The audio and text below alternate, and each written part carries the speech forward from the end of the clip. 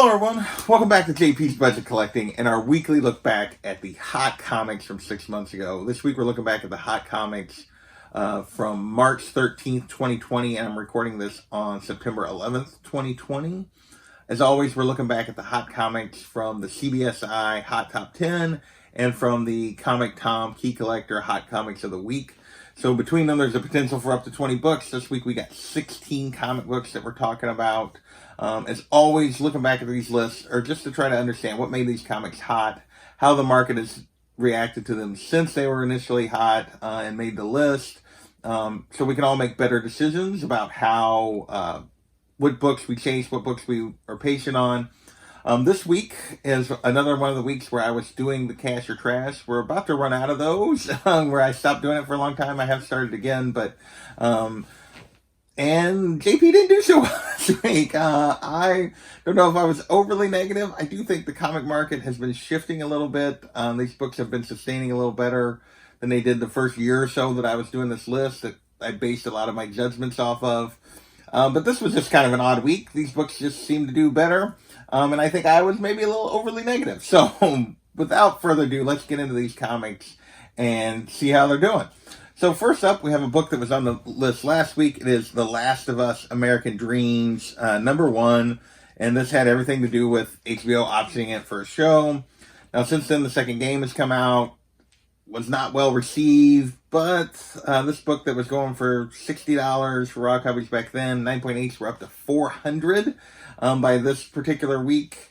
I called this a trap based on the 9.8. I thought that was getting too high. And that's really what we're seeing. The raw copies, despite the second game not being that great, are still going 30 to 150. As we talked about last week, they're kind of all over the place. There's not a ton of them out there. They've went for high values. They also can be had for 30. But the 9.8s are down to around 200 to 225, which is still a solid value, but a 50% drop, I consider. I mean, that's a debate on whether or not I should call this an I'll Be Back or a trap. There's not a lot of 9.8, so I think I would call this an I'll Be Back at this point and make myself wrong. But because of the raw copies have sustained value, even though the 9.8s have not. There's way more raw sales than there are 9.8 sales, but definitely 9.8s are way down. Next, we're going to move on to cover. So that was the only Option News book this week. Covers this week, we have several. We got 6 covers that made the list. The first 2 both were on the list last week, and first up is Wolverine #1, the C2E2 John Tyler Christopher negative space variant that was limited to 3,000. Back then it was up to 125 to 150. Interestingly enough, this one was still an I'll Be Back is what I called it, and it's been a straight cash, homie, as we talked about last week. This is a $200 to $250 book raw. 9.8s are going for $300 to $400. This is a very popular cover. These negative space covers have all kind of taken off. After this one came out back in the spring and into the summer, like the Spider-Woman one, the Rogue one, they've all kind of jumped up in value compared to where they were at before. And this one is no exception. Wolverine's a popular character, and this book is going for really good money. Venom The End is our next book. Another one that was on the list. Technically, this is the 3rd week in a row this one's been on it. Hit the list. By then, it was going. It had jumped all the way up to 175. Last week when we talked about it, it was sitting at 125. I called this one an I'll Be Back, and this has also been a straight cash. It's now in that kind of same range for raw copies, 150 to 300. So definitely the high end is up. This is generally for signed books. Almost all of these are signed because he was sitting at the booth where they were selling them. 9.8s are 400 to 900, which is a huge range, as we talked about over the last couple of weeks. But it seems to be a little all over the place. What people will pay for these, there's not a ton of them. This one was limited to 600.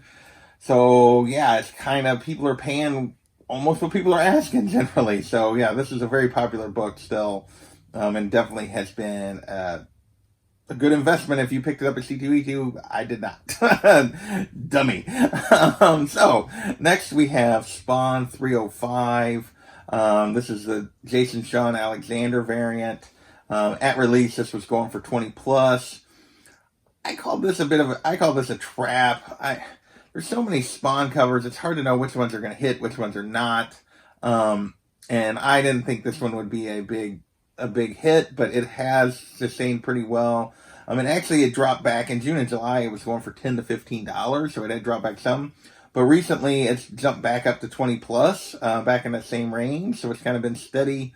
I would consider this an all be back because you definitely had an opportunity to get it for less, and even now it's basically the same price. Next up is Marvel Tales Silver Surfer #1, the Virgin variant. And these have been super popular. All of these Marvel Tales #1s, like the Black Widow, and there's been a couple others that have really done well, the Virgin variants. This is a 1 in 50. And so these are not a high print book typically, so these 1 in 50s are fairly hard to come by. Back then, this one was going for $100, but I say that it was based on one sale and a couple of listings because there just wasn't very many of them out there. I called this one a trap as well because I was like, it was an okay Silver Surfer cover to me. I don't know. I didn't think it was that great, but it's been more of an all be back. Right now, there's only been 4 sales. They've all been going for $100. 4 sales in June and July, none since July. And those 4 sales were all for $100. There's not many of these listed. This one has sustained. It hasn't really went anywhere. It's been pretty steady. Not a lot of them on the market, and I think that's what's kind of holding the price where it's at. Our next cover is Star Wars Bounty Hunters #1, the Dave Johnson 1 in 50. This is a popular Boba Fett cover that came out and was going for $100 at release. Star Wars incentives tend to do very well. Better than most incentive covers, actually. Star Wars incentives tend to have a better track record. Despite that, for some reason, I thought this one was a trap. I'll be honest, I don't really like this one that much, but I can see why everyone does. This one has also been like straight cash. Right now, raw copies go from anywhere from $100 to $300, mostly right around $200. 9.8s are going for $300 to $600. This one it's still a very popular book. There's still a lot of sales. This 1 in 50 is got a market, and it is continuing to sell a lot. Our last cover of the week is Gwen Stacy #2, the Freddy's comic store exclusive variant, Ji Hung Lee unmasked version, Virgin unmasked version. So, whoa, so there's a trade dress that has her with her mask on. There's a Virgin cover that has her with her mask on, and then there's this one that does not have her wearing a mask. And I called this one a trap mainly because there was no information on what the print run was on this one. Like the other two had print run information. I could never find print run information on this, so I thought this was a bit of a trap. It was going for $70 on the secondary market after initial buy-in of like 45 or 30 or something. I can't remember now. Maybe it was 40. I can't remember now. And it's still going for 50 to 70. 9.8s are going for 90 to 120. So it's come back a little bit. But it's probably more of an I'll be back than a trap. Because it has sustained pretty good value and near value of where it was at when it was hitting the list. Next, we have Batman 635, the first appearance of Red Hood. And basically, this hit the list because of the release of alternate pages that would have showed. They finally released what the pages would have looked like had had the vote gone the other way and he lived. Basically, back then, this book jumped up to $70 for a raw copy. 9.8s were going for $180, which seemed really low to me. I said this was straight cash, that this was an undervalued book. Time has told me right. Of course, there's been some more information. Like, we've seen him, that he's going to be in the game, the new game coming out, and some other stuff. And yeah, this is a $70 to $130 book now, depending on condition for raw copies. 9.8s are $300 to $350. This book has jumped up in value. I thought it was a little undervalued before. Now it's getting more in the range of where it probably deserves to be. So with that, we're going to move on to Some other comic buzz, and first up is Justice League 50. This is the first time we hear about the three Jokers. Of course, that series, basically, this came out when the solicits came out that they were finally going to publish three Jokers. It was finally coming out after like 2 years. And, of course, so that's what made it hit the list. Well, with COVID and everything else, there was a delay. We didn't actually get three Jokers till just a couple weeks ago. I still haven't actually even picked up my copy and read it, even though it's waiting for me at the comic shop. But back then, this Justice League 50, the first time that when Batman reveals that he learned there were three Jokers, was a $10 to $15 book with 9.8 going for 45. I thought this was a trap. This is a storyline thing. This isn't the first appearance of any of the three Jokers themselves. Like, we've seen them all before. I don't see the value here, really, to me. I don't see this as an actual key. But it's been more of an I'll be back. It's been steady around $10 to $15 since release. So it's been $10 to $15 here in the last 2 weeks since release of the first issue. Before that, in the lead up to the first issue, it actually was going for 20 to 30. So it's actually come back down now that the story is out. I have a feeling that's going to continue. So we'll see, but right now it's been steady, so it's been more of an I'll be back than a trap. Next, we have DC Rebirth #1, the 4th print, and this is the first cover appearance of the three Jokers. So we see the three Jokers on the cover of Rebirth. So think about that. This was supposed to be a big storyline at the start of Rebirth in 2016, or toward the start, and we're just now getting it. So that tells you how long the delay has been on this, how long it's taken to get this. Back then, this book jumped from basically a $10 to $15 book to a $105 book, or $100 book. It was, yeah, people went a little bit crazy for this. I call this a come on man. It was more of a trap. It's now a $50 to $60 book. There's not a ton of them out there, but there are a few.